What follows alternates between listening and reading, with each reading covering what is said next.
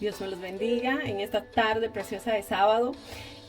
Hoy en nuestra clase vamos a hablar un poquito acerca de la idolatría de Israel, algo que estuvo bien presente en estos años, ¿verdad? Con el pueblo judío.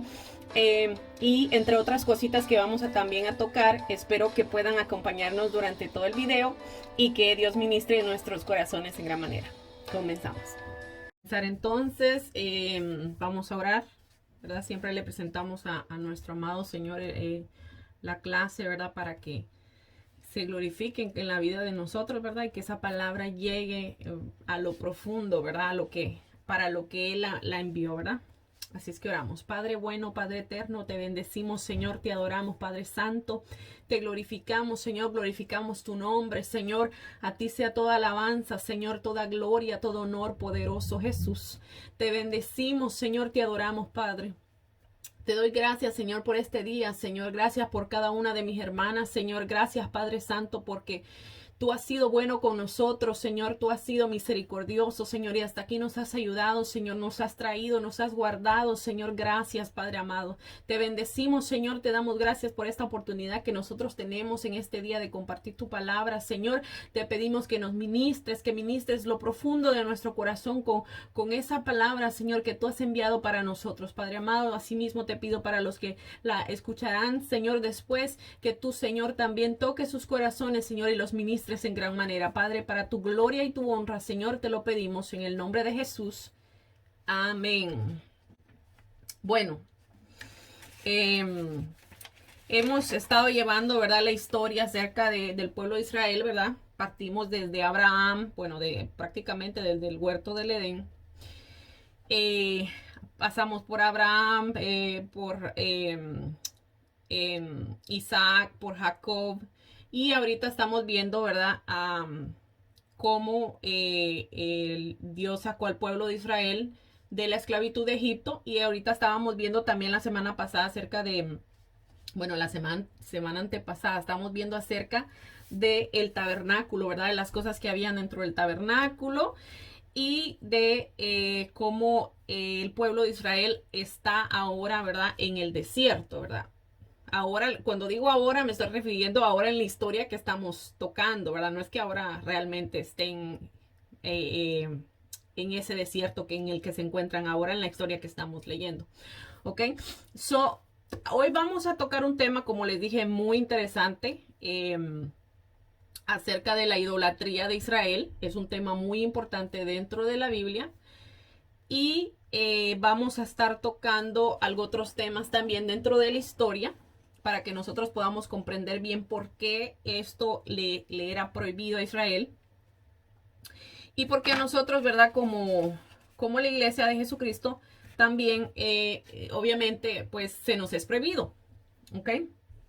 So, antes de que el tabernáculo fuera terminado, vimos una historia, ¿verdad? Como ya les dije, súper importante. Moisés estaba, yo creo que esta historia ya la habíamos tocado, pero no a fondo. La tocamos para ver otros temas, para agregarle refuerzo a otros temas, pero en este caso vamos a tocar la historia de su base. Vamos a tratar de explicar un poquito acerca de esa historia. So, Moisés estaba bajando del monte con los 10 mandamientos, ¿se acuerdan? Y los planos, ¿verdad? En sus manos, ¿verdad? Y él encuentra al pueblo de Israel. Se los voy a medio parafrasear la historia y después la vamos a leer. Bueno, él se encuentra al pueblo de Israel desobedeciendo los 2 primeros mandamientos del pacto, ¿verdad? El pacto, ¿se acuerdan que el pacto, cuando yo hablo del pacto y hablo de la ley, estoy hablando de los mandamientos que Dios le había dado al pueblo de Israel? ¿Ok? So, los primeros 2 mandamientos son: no tendrás dioses ajenos delante de mí y no adorarás estatuas de ídolos, ¿verdad? Estos son los 2 primeros mandamientos, ¿ok? Así que aquí estaban los israelitas, ¿verdad? Inmediatamente después de que habían estado de acuerdo con el pacto, ahora estaban celebrando una fiesta ritual adorando a ídolos. Lo vamos a leer. Bueno, al ver que Moisés no se apuraba, persuadieron a Aarón. Aarón, se acuerdan que era el sumo sacerdote, que era también el hermano de Moisés.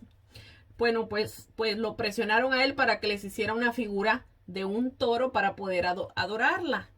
Y cuando Moisés bajó del monte Sinaí, se encontró con aquella escena, ¿verdad? Desastrosa, ¿verdad? De que el pueblo estaba adorando estos ídolos, ¿verdad? Entonces, después de eso, Dios le dice a Moisés bueno, prácticamente lo que le dijo fue: yo debería simplemente de hacer desaparecer este pueblo y empezar un nuevo pueblo contigo, le dijo a Moisés, ¿verdad? Parafraseándolo.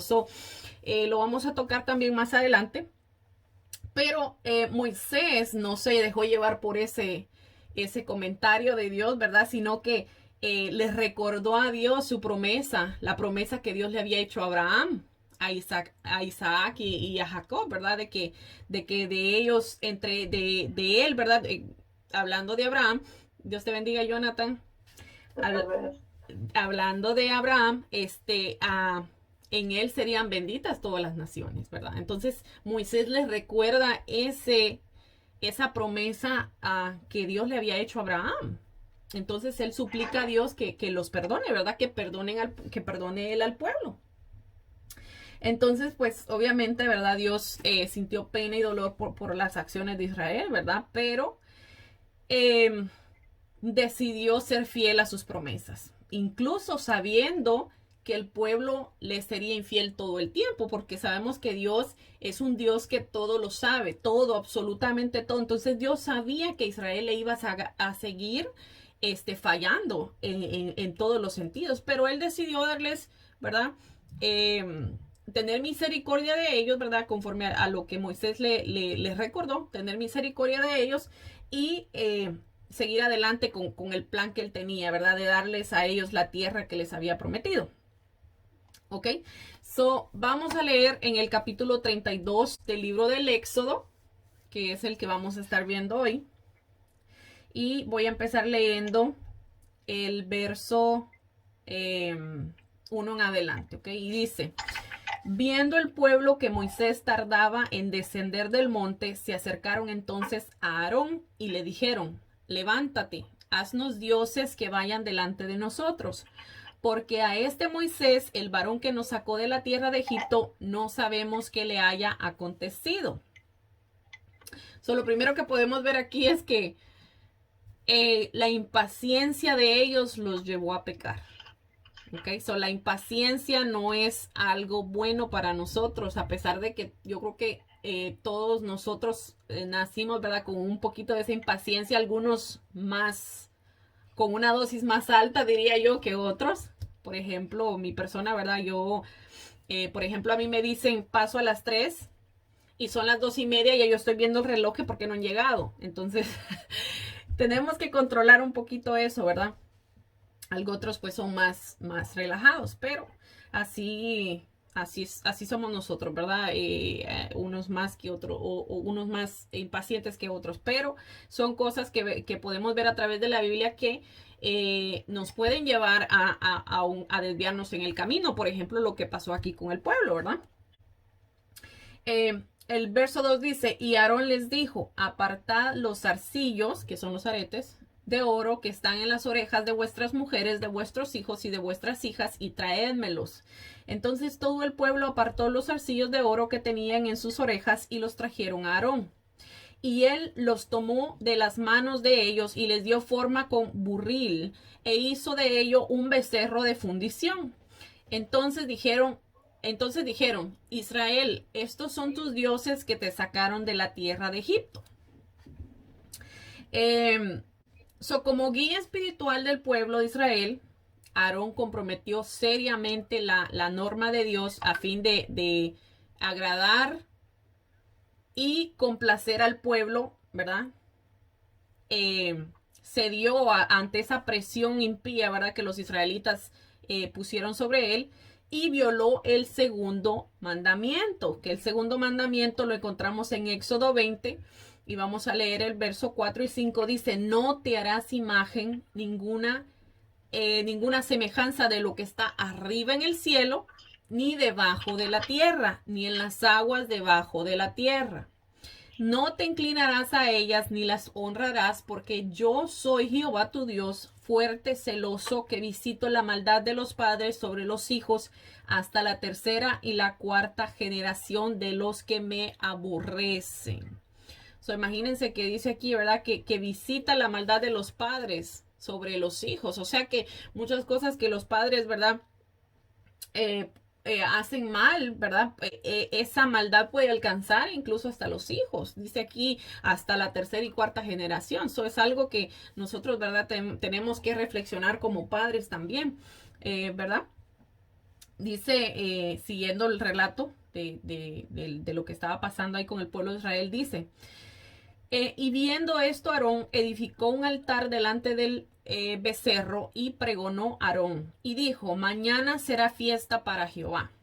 Y al día siguiente madrugaron y ofrecieron holocaustos y representaron ofrendas de paz y se sentó el pueblo a comer y a beber y se levantó a regocijarse. Yo creo que ya habíamos hablado de esto en alguna otra clase, cuando recuerdo que estábamos hablando acerca del baile y de cómo lo llevaba una parte, ¿verdad?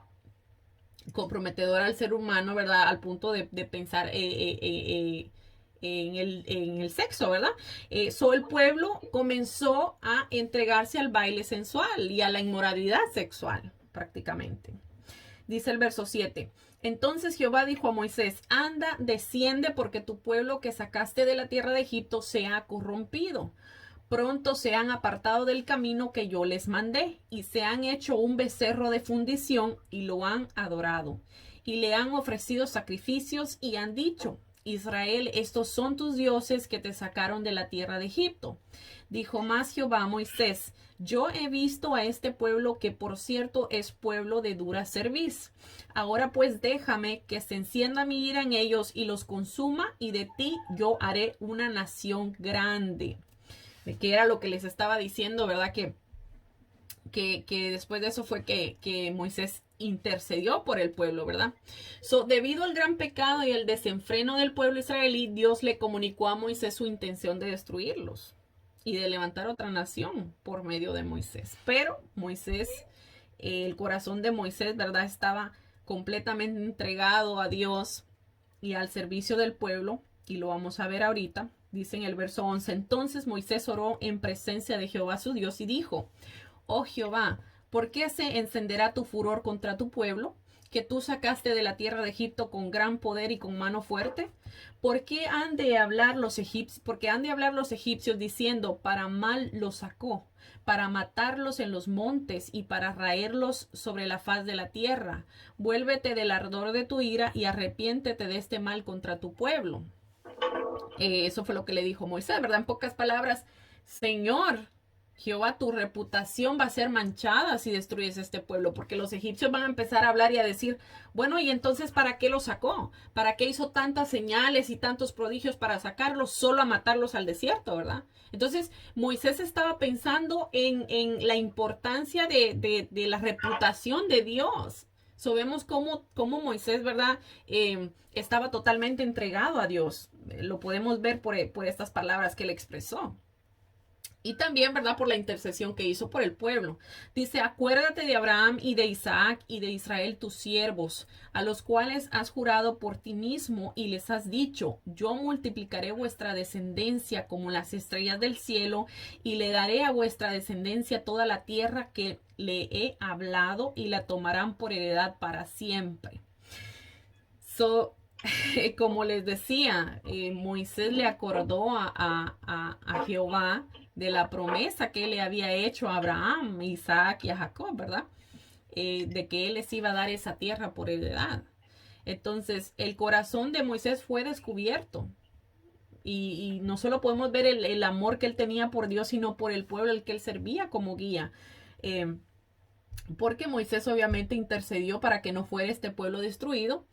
Y por esa intercesión que él hizo, la ira de Jehová no mató a todo el campamento, ¿verdad? El verso 14 dice, entonces Jehová se arrepintió del mal que dijo que había de hacer a su pueblo. Ok, Dios no se arrepiente de la manera que lo debe hacer un ser humano, porque Dios es totalmente libre de pecado, ¿verdad? Así que aquí el verbo hebreo traducido se arrepintió significa cambiar de idea o de propósito, ¿verdad? O ceder a algo o alterar, algo planeado, ¿verdad?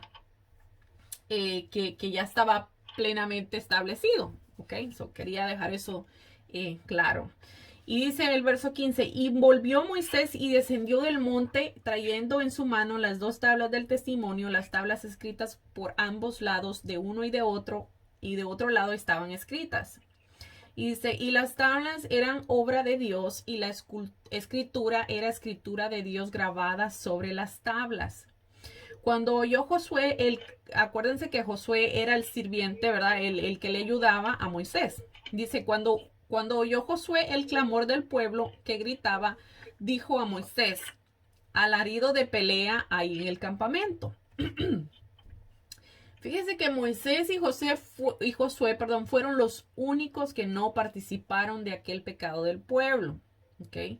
So no es de sorprenderse, ¿verdad? Que Dios escogiera a Josué después que Moisés murió como el sucesor, ¿verdad? ¿Verdad? De Moisés, en este caso, que iba a guiar al pueblo. So, Dios manda que sus líderes, ¿verdad? Sean íntegros, de buen testimonio. Así que el sucesor de Moisés no podía ser alguien que había dado mal testimonio, mucho menos alguien que hubiera participado con el pueblo de aquel pecado, ¿verdad? El verso 18 dice, y él respondió, no es voz de alaridos de fuertes, ni voz de alaridos de débiles, voz de cantar oigo yo. Moisés le estaba diciendo a Josué. Y aconteció que cuando él llegó al campamento y vio al becerro y a las danzas, ardió la ira de Moisés y arrojó las tablas de sus manos y las quebró al pie del monte. So, la indignación de Moisés fue tal que quebró las tablas que Dios mismo había escrito, ¿verdad? En las cuales Dios escribió los mandamientos, imagínense. O sea, para hacer eso yo creo que Moisés tuvo que haber estado bien enojado. Porque incluso la Biblia dice que Moisés era el hombre más manso sobre la tierra. So, si ese era el hombre más manso, imagínense cómo serán los demás, ¿verdad?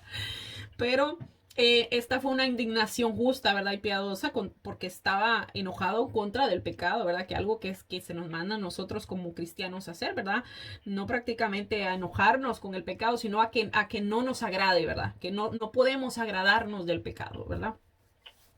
El verso 20 dice, y tomó el becerro que habían hecho y lo quemó en el fuego y lo molió hasta reducirlo a polvo, que esparció sobre las aguas y lo dio a beber a los hijos de Israel. So Moisés agarró el becerro, lo quemó en fuego, o sea, lo derritió prácticamente, lo molió hasta hacerlo polvo y lo esparció en las aguas y se lo dio a beber a los israelitas. Imagínense eso, ¿verdad? Yo me pongo a pensar en eso, cómo hizo para obligarlos pues a que tomaran eso. Yo no me quiero meter ahí, pero me pongo yo a imaginarme todo eso.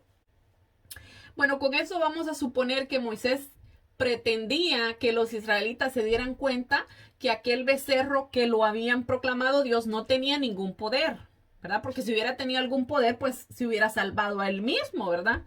Y por esta razón, ¿verdad? Al dárselos de beber, Moisés pretendía que ellos vieran que ese, entre comillas, Dios saldría como desecho de sus cuerpos a la letrina, después de que lo hubieran bebido revuelto con agua, ¿verdad?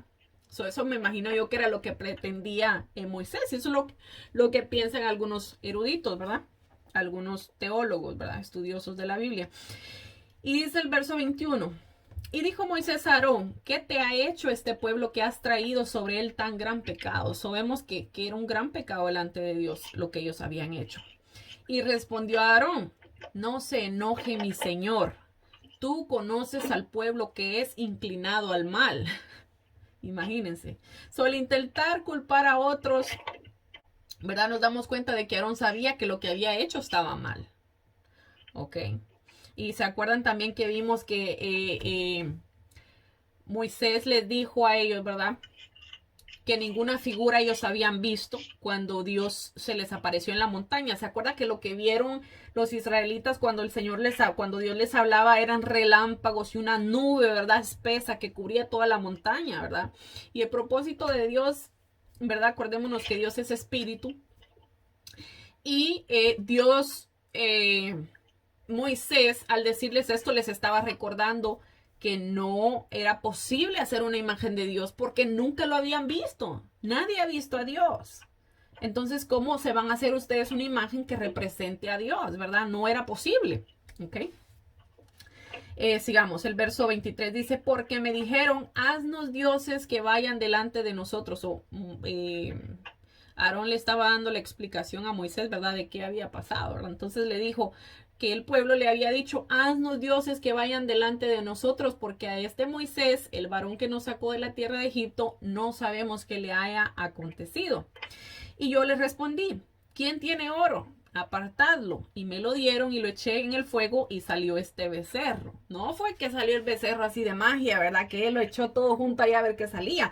Él sabía que el molde que tenían era un becerro, ¿ok? ¿Y por qué era un becerro? Bueno, acordémonos que los israelitas venían de Egipto. O sea, ellos vivieron toda su vida en Egipto. Nacieron ahí. Entonces, esa cultura, la cultura egipcia, ellos adoraban animales. Entonces, los becerros, pues en este caso, ¿verdad? Era una figura de un toro, ¿verdad? Becerro. Pues ellos estaban familiarizados con este tipo de adoración a este tipo de animales, o por esa misma razón yo pienso que eso fue lo que pasó, ¿verdad? Que por eso ellos hicieron este becerro. Y dice, viendo Moisés que el pueblo estaba desenfrenado porque Aarón no lo había permitido, porque Aarón lo había permitido para vergüenza de entre sus enemigos, ¿verdad? El pueblo estaba desenfrenado literalmente, se indisciplinaron y se desnudaron, como ya lo habíamos explicado. Por eso el pecado de los israelitas incluyó el dejar al descubierto su desnudez, ¿verdad? Y de otros para el juego y el placer sexual, ¿verdad? Ya habíamos tocado este tema antes, algo que estaba estrictamente prohibido por la ley de Dios. ¿Ok? Dice el verso 26, se puso Moisés a la puerta del campamento y dijo, ¿quién está por Jehová? Júntese conmigo, y se juntaron con él todos los hijos de Leví. Prácticamente Moisés les estaba dando a escoger, ¿verdad? Ya cuando él vio todo el desenfreno que estaba ahí, les dijo, ¿verdad? ¿Quién está por Jehová? Júntense conmigo. Y dice que todos los hijos de Leví se juntaron con él. O sea, se acercaron donde él estaba. Entonces, el llamado de Moisés por la lealtad de Dios revela el principio de que en medio de la decadencia espiritual, ¿verdad? Y de la apostasía, la única senda para los fieles es la que se distingue por la firme obediencia, ¿verdad? A su ley, a la ley de Dios, y la clara separación de los creyentes de la apostasía, ¿verdad? Y el verso 27 dice, y él les dijo, así ha dicho Jehová, el Dios de Israel, poned cada uno su espada sobre su muslo, pasad y volver de puerta en puerta por el campamento y matad cada uno a su hermano y a su amigo y a su pariente. Y los hijos de Leví lo hicieron conforme al dicho de Moisés y cayeron del pueblo en aquel día como 3,000 hombres. Wow, imagínense. O sea, Moisés les dijo, bueno, ustedes están del lado de Jehová, bueno, entonces ahora ustedes tienen que hacer esto. Okay. Los levitas probablemente mataron solo a los líderes principales de la rebelión, ¿verdad? Pero no mataron a todos los culpables y participantes, porque si no hubieran tenido que matar a todo el pueblo, ¿verdad? Y entonces dice el verso 29, entonces Moisés dijo, hoy los levitas os habéis consagrado a Jehová, pues cada uno se ha consagrado en su hijo y en su hermano para que él dé bendición hoy sobre vosotros. Ok. Hay algo interesante sobre la tribu de Leví, y es que había una maldición sobre Leví, ¿verdad? Y su descendencia. Y como la tribu de Leví permanecieron fieles al Señor en aquel momento, en el que se les mandó, ¿verdad? Obviamente escoger si iban a servirle a los ídolos o a Dios. Por esta acción de decidir que querían servirle a Dios, convirtieron esa maldición en bendición, ¿verdad? Porque se había pronunciado sobre ellos una maldición. Vamos a verla. Vamos a aprender un poquito acerca de esto porque me pareció muy, muy interesante.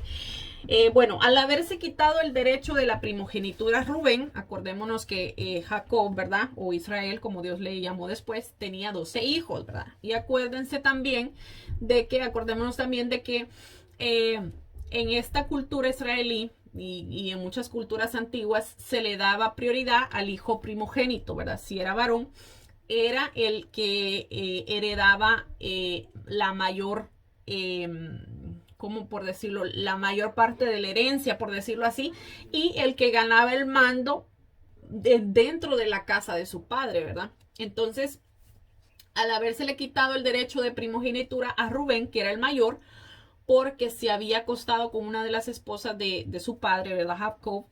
Por eso se le negó a él el derecho de la primogenitura, ¿verdad? Porque había cometido este pecado.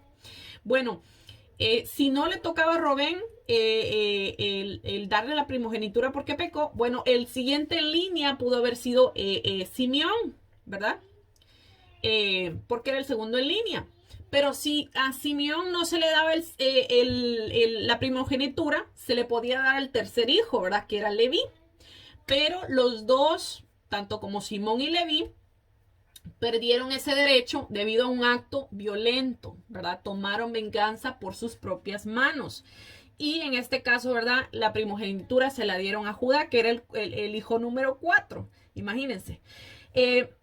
Simón Simeón y Leví tomaron la justicia en sus propias manos, se vengaron de la violación de su hermana Dina, matando al hombre culpable, ¿verdad? Esta historia, eh, no sé si la tocamos, no me acuerdo, pero dice que mataron al hombre culpable y también a todos los hombres de ese pueblo, ¿verdad? Del cual habían violado a su hermana. Entonces dejaron vivos solo a las mujeres y a los hijos de estas, y aún ellos los tomaron, ¿verdad? Como esclavos, ¿verdad? Las mujeres y a los hijos que habían quedado, y como botín a todo su ganado y a sus pertenencias también. Solo que hicieron, lo que hicieron ellos no fue justicia, sino que fue venganza, ¿verdad? Lo cual trajo más injusticia. Por ese acto, ellos deshonraron a su padre prácticamente, haciéndolo quedar mal, porque ya el padre de ellos había llegado a un arreglo con este pueblo a causa de lo que le habían hecho a su hija, ¿verdad? Ya el padre había arreglado algo con ellos, pero ellos igualmente, a sabiendas de esto, mataron a todos los hombres de ese pueblo y se apoderaron de las mujeres, de los niños y de todas las cosas que ellos tenían. ¿Ok? Prácticamente ellos violaron, ¿verdad? El pacto que su papá había hecho con este pueblo. ¿Ok? Simeón y Leví actuaron juntos. ¿Ok? De la misma manera, juntos recibieron la bendición final de su padre. Ahora escuchen la bendición. De aquí es por eso es que yo les digo que había una palabra de maldición pronunciada sobre ellos. Dice, cuando Jacob estaba en su lecho de muerte, bendijo a cada uno de sus hijos, y esto le dijo a Simeón y a Leví. Dijo, Simeón y Leví son hermanos, sus armas instrumentos de violencia. En su consejo no entra mi alma, a su asamblea no se una mi gloria, porque en su ira mataron hombres y en su obstinación destejaron bueyes. Maldita su ira porque es feroz y su furor porque es cruel. Los dividiré en Jacob y los dispersaré en Israel. Bueno, a pesar de esta amonestación de Jacob, ¿verdad? Ellos no se arrepintieron, más bien se justificaron. Esto lo podemos leer en Génesis 31, capítulo 34, verso 31. Ellos siguieron cargando con ese error, ¿verdad? Por el resto de sus vidas, y por la falta de arrepentimiento de ellos, las consecuencias afectaron a sus descendientes, ¿verdad? Que era lo que les estaba diciendo desde hoy. Así es que la profecía que Jacob le hizo a sus hijos se cumplió al pie de la letra. A la hora de la repartición de los territorios en la tierra prometida, los levitas, ya una vez que ellos entraron, ¿verdad? No lo hemos visto todavía, pero pues porque hemos leído la historia, sabemos que los levitas y los simeonitas, ¿verdad? Terminaron separados y dispersados. Ahora, no saquen conclusiones antes de que nosotros podamos explicar esto, ¿verdad? Porque lo vamos a explicar y vamos a comprender qué dice la Biblia. Bueno, a la tribu de Simeón le fueron asignadas tierras dentro del territorio de la tribu de Judá. ¿Ok? Son las ciudades que fueron asignadas a Simeón, estaban todas en la región más árida e inhóspida. conocida como el desierto del Nahueb. Que eso vemos que se cumplió lo que le dijo su padre, ¿verdad? Y la tribu de Leví no recibió territorio propio, sino que les fueron asignadas 48 ciudades dispersadas en todo el territorio de Israel. ¿Ok? Ahora, esta asignación de tierras podría parecer injusta, ¿verdad? Como un castigo, pero no fue esa la intención de Josué, que fue el que él repartió las tierras, ¿verdad? El sucesor de Moisés. En el momento de la colonización, esta asignación fue estratégica. ¿Por qué? Porque al entrar a la tierra prometida, la tribu de Simeón contaba con poca población y por eso se incluyó con Judá. ¿Okay? En cuanto a la dispersión de Leví, ¿verdad? De los levitas, no fue un castigo, sino que fue un privilegio, por decirlo así, porque se les dio el servir en la casa del Señor Todopoderoso. Y con eso vemos que esa maldición que ellos tenían se convirtió en bendición por haberse arrepentido, ¿verdad? De la idolatría y haber escogido por Jehová en aquel día que Moisés les preguntó, ¿verdad? Que si estaban con Jehová, que se pasaran del lado de él, ¿verdad? Es algo muy interesante que lo estaba leyendo y me pareció interesante traérselos. Vemos que si nosotros nos arrepentimos, ¿verdad? Tal vez hicimos cosas en el pasado que no estuvieron bien, pero Dios siempre nos da una oportunidad para arrepentirnos. Y puede ser, ¿verdad? Que como pasó con el pueblo de Israel, Dios dijo una palabra de castigo, ¿verdad? Pero si nosotros nos arrepentimos, esa maldición, ¿verdad? Puede convertirse en bendición, ¿verdad? Nosotros tenemos un Dios misericordioso que siempre nos da la oportunidad a nosotros de arrepentirnos, ¿verdad? Y eso es algo que me llamó mucho la atención y que quería que lo pudiéramos leer juntos. Bueno, siguiendo con el relato del becerro de oro, ¿verdad? Ya leímos que Moisés bajó, les dio a beber el becerro, ¿verdad? Lo molió y se los dio a beber a los israelitas. Bueno, y dice el verso 30, y aconteció que al día siguiente dijo Moisés al pueblo, vosotros habéis cometido un gran pecado, pero yo subiré ahora a Jehová, quizá le aplacaré acerca de vuestro pecado. O sea, Dios estaba sumamente enojado. Entonces volvió Moisés a Jehová y dijo, te ruego pues este pueblo ha cometido un gran pecado porque se hicieron dioses de oro. Que perdones ahora su pecado y si no, ráeme ahora de tu libro que has escrito. O sea, si no, bórrame de tu libro, ¿verdad? Eso es lo que le estaba diciendo. Y Jehová respondió a Moisés, al que pecare contra mí, a ese raeré yo de mi libro. Ve pues ahora, lleva a este pueblo a donde te he dicho, he aquí mi ángel irá delante de ti, pero en el día del castigo yo castigaré en ellos su pecado. Y Jehová hirió al pueblo, porque habían hecho el becerro que formó Aarón. Wow, imagínense. Cuando Moisés le dice a Dios que si no perdona al pueblo, que lo borre a él de su libro, Moisés se está refiriendo al libro de la vida, que es mencionado, ¿verdad? También en algunas partes de la Biblia. Tenemos que tomar en cuenta que también se mencionan otros libros que también van a ser abiertos en los juicios finales para cada creyente y no creyente, ¿ok? El libro de la vida en este contexto es el conjunto de nombres, ¿verdad? Que están escritos en ese libro, ¿verdad? Que vivirán con Dios eternamente en el cielo, ¿ok? Es decir, de aquellos que son salvos, ¿ok? Aquí viene una pregunta. ¿Cómo podemos nosotros estar seguros de que nuestro nombre está escrito en el libro de la vida? Bueno, pues obviamente, ¿verdad? Asegurándonos de que somos salvos, ¿verdad? Asegurándonos de ser salvos. Ahora, ¿cómo puedo yo alcanzar esta salvación? Bueno, arrepintiéndonos de nuestros pecados, creyendo en el Señor Jesucristo como nuestro único y exclusivo Salvador, ¿verdad? Es decir, explicando esto un poquito, es decir, aceptar que no fue ni María, ni Guadalupe, ni San Pedro, ni San Pablo quienes murieron por mí, sino que fue Cristo el que murió por mí, ¿verdad?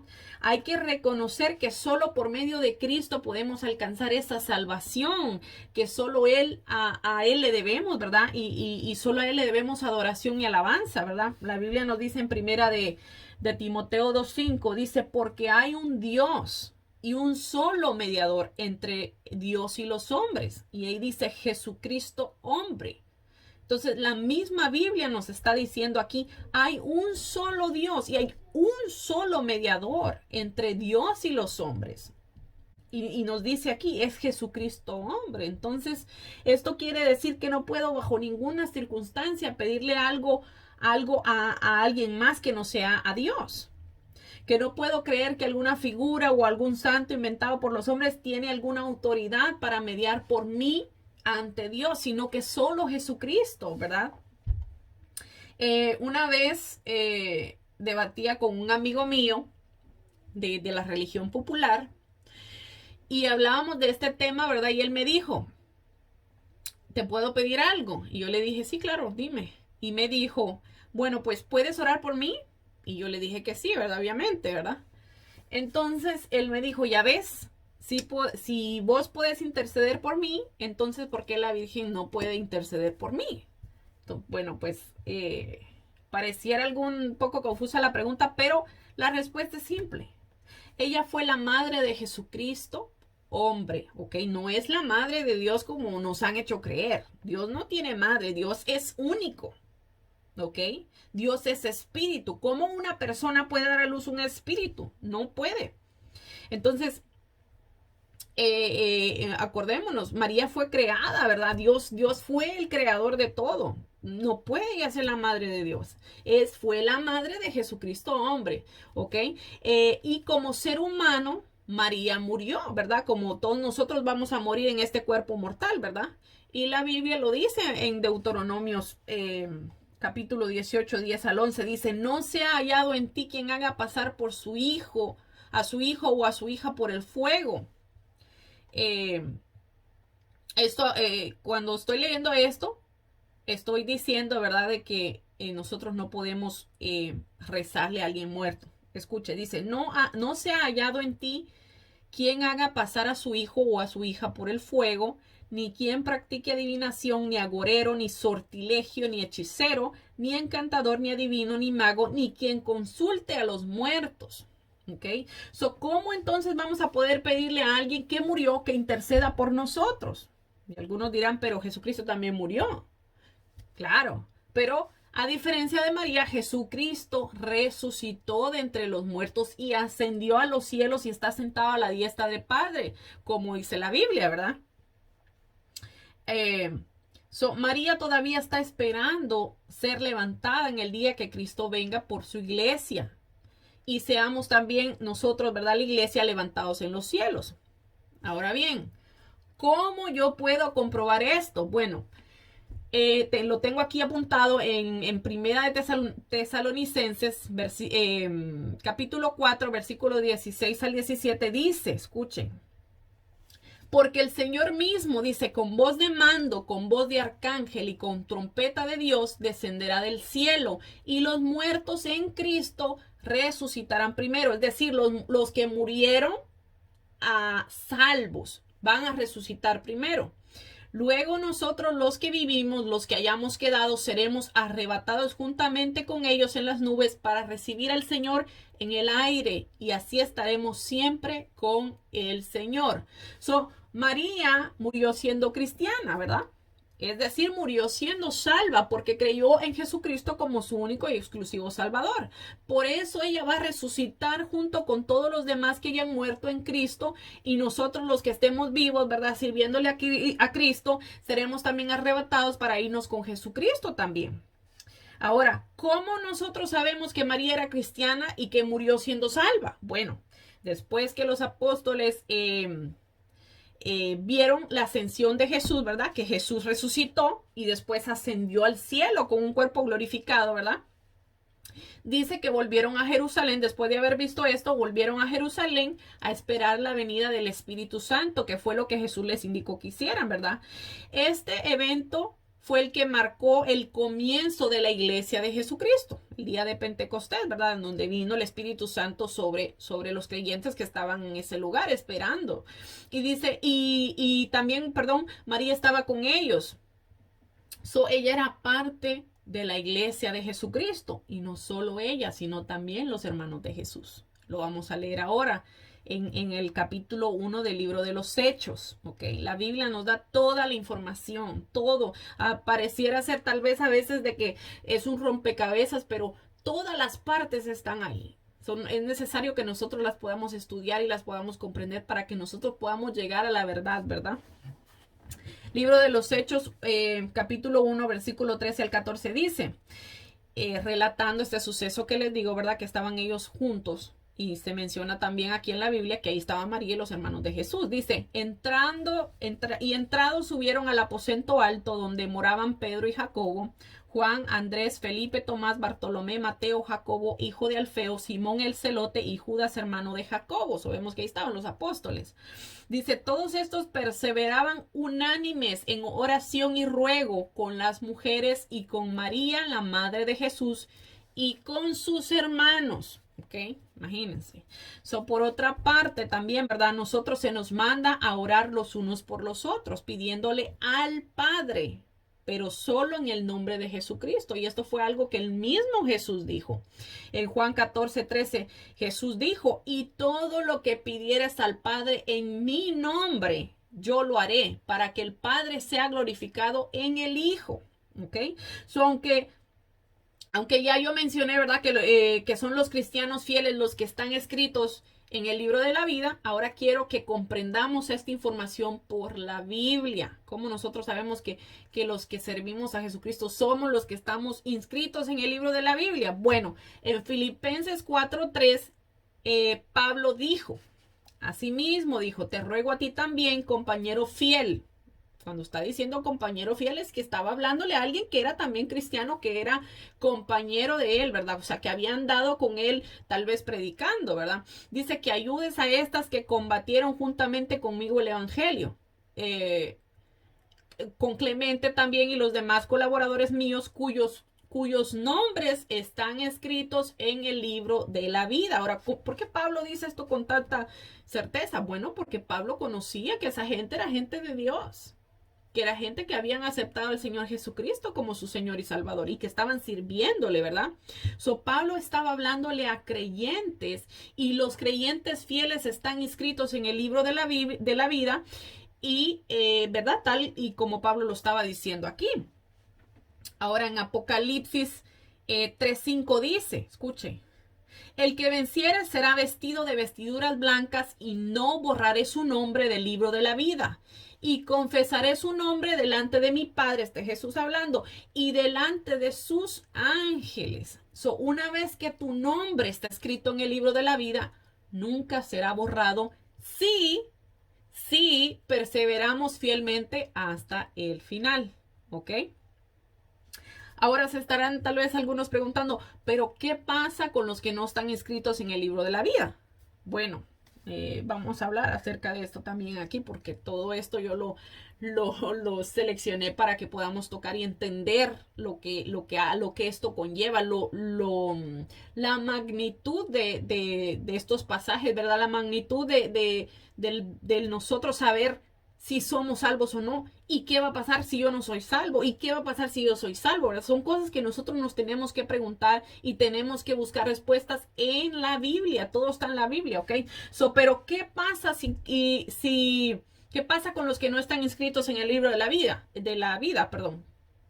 Bueno, en la Biblia se menciona el juicio del gran trono blanco, ¿ok? Yo no me voy a meter mucho en ese tipo de cosas ahora, pero sí quiero leerles esta porción para que nos quede claro. En el juicio del gran trono blanco, está descrito en Apocalipsis 20, versículo 11 al 15, es un juicio para los incrédulos, o más bien dicho, para aquellos que no aceptaron a Jesucristo como su único y exclusivo Salvador y lo pusieron por Señor en sus vidas.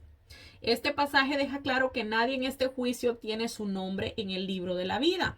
O sea, el destino de los impíos está sellado, sus nombres no están en el libro de la vida y su castigo es seguro.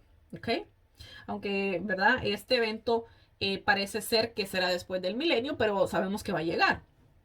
Apocalipsis 20, 11 al 15 dice, el milenio lo vamos a, se los voy a explicar después de qué se trata, porque yo sé que las personas que no son cristianas les cuesta un poquito entender de lo que estamos hablando, pero todo esto quiero que sepan que está dentro de la Biblia, eso está en la Biblia, ¿ok?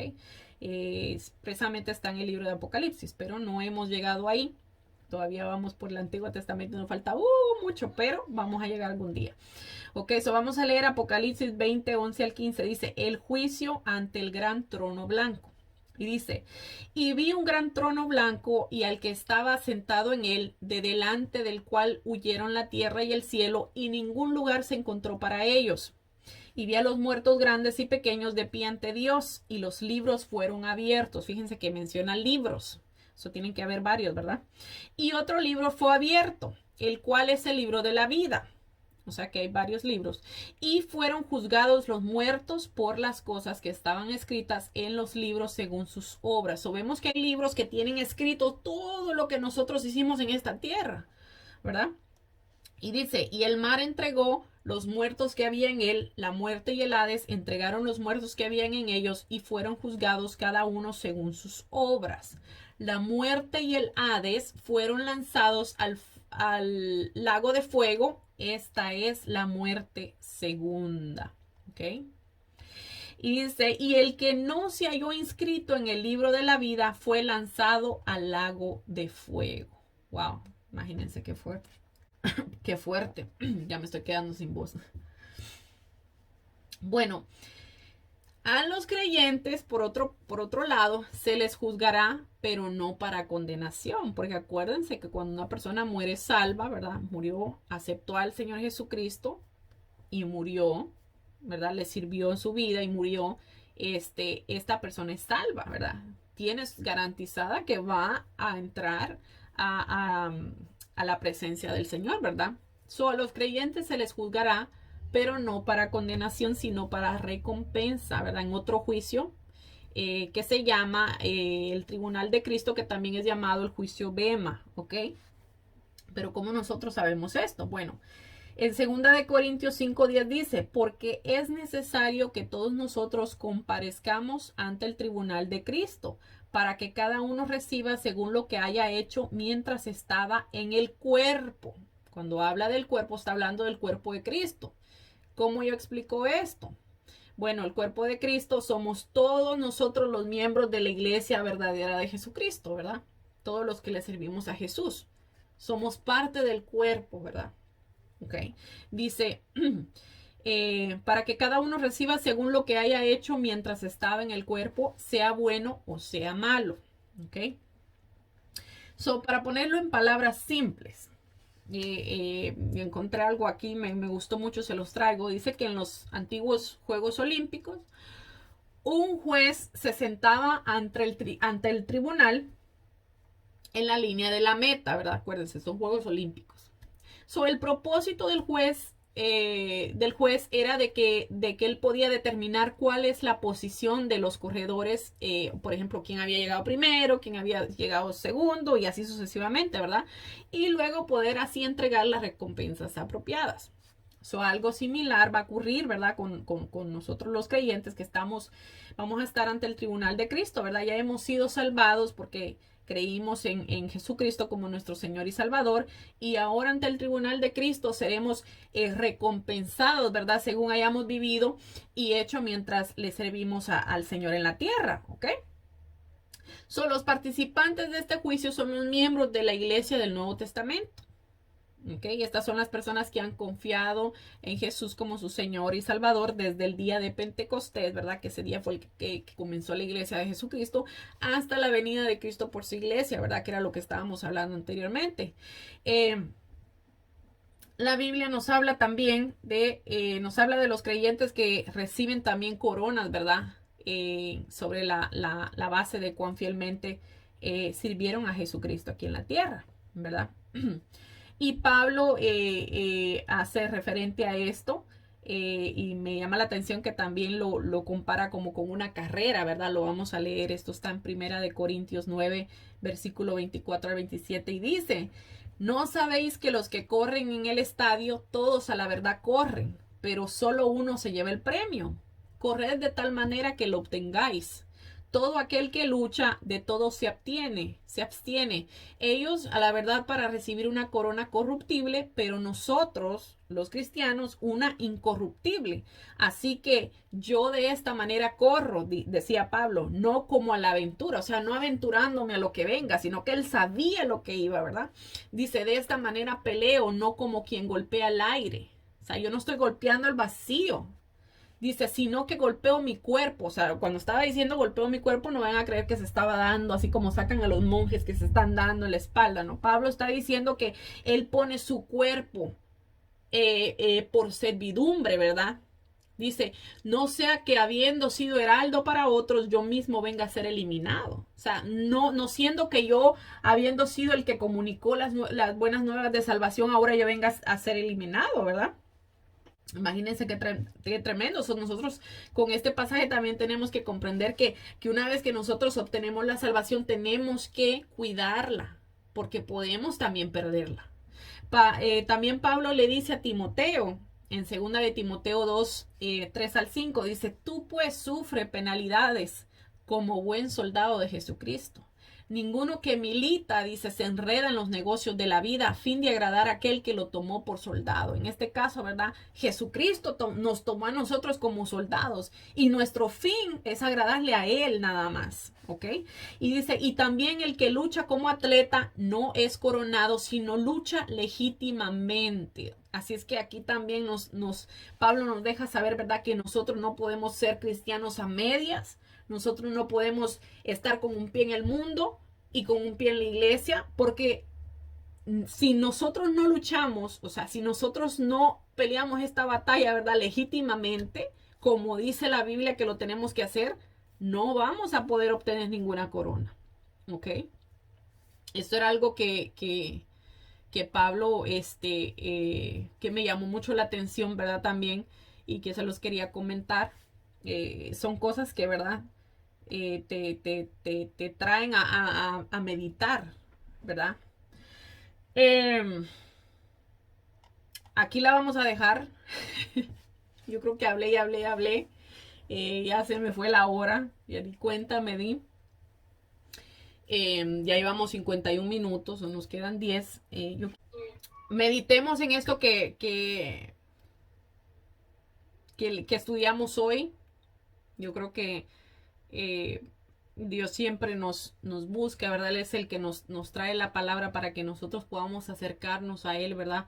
Y para que nosotros dejemos que Él entre en nuestro corazón, ¿verdad? Tenemos un Dios misericordioso. En el momento que nosotros venimos ante nuestro Señor y decidimos entregar nuestra vida a Él, decidimos aceptar a Jesús como nuestro Salvador, Él nos perdona de todo pecado, ¿verdad? Y ahí comienza una nueva etapa de nuestras vidas. Entonces, reflexionemos acerca de lo que hemos leído, ¿verdad? Y nosotros también, todos los que vayan a ver el video, ¿verdad?